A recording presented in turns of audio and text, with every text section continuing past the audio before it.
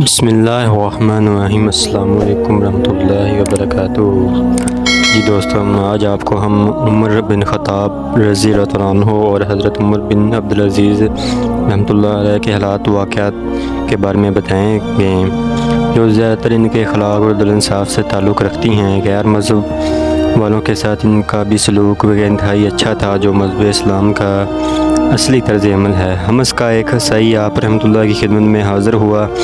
ولید بن عبد الملک کے بیٹے عباس کے خلاف شکایت کی کہ اس نے اس کی زمین پر ناجائز قبضہ کر رکھا ہے۔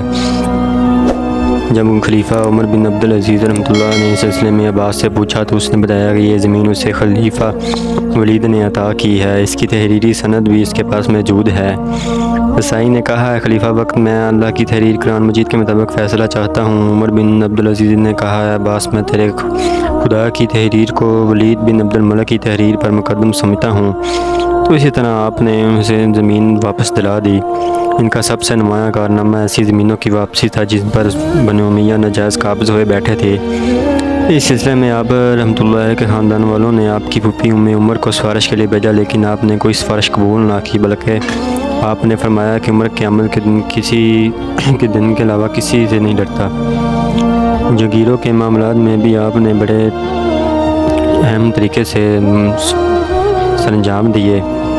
اس کے علاوہ آپ نے اپنے قابل اعتماد غلام مزاحم سے بھی سلسلے مشورہ کیا تو اس نے رائے دی کہ آپ کے بچے زیادہ ہیں، ان کو بھی فکر کرنی چاہیے، لیکن آپ نے اس کا مشورہ تسلیم نہ کیا۔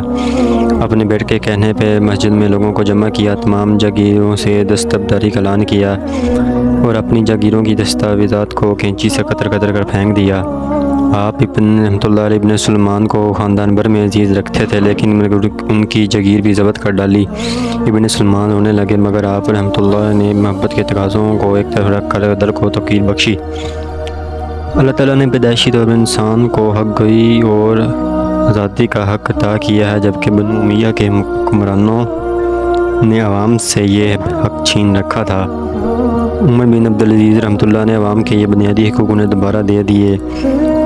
انہوں نے دیندار اور راست باز افراد کو محتسب مقرر کیا تاکہ عدالت کے اوقات میں خلیفہ وقت کو غلط فیصلے پر ٹوک دیا کریں۔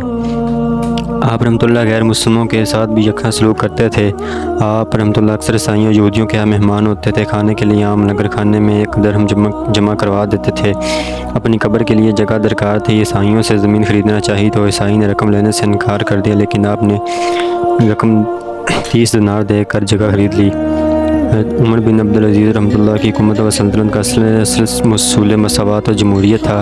وفات سے قبل مسلمہ بن عبد الملک نے کہا، وصیت کر دیجیے۔ رحمۃ اللہ نے فرمایا، میرے پاس کیا ہے جو وصیت کروں؟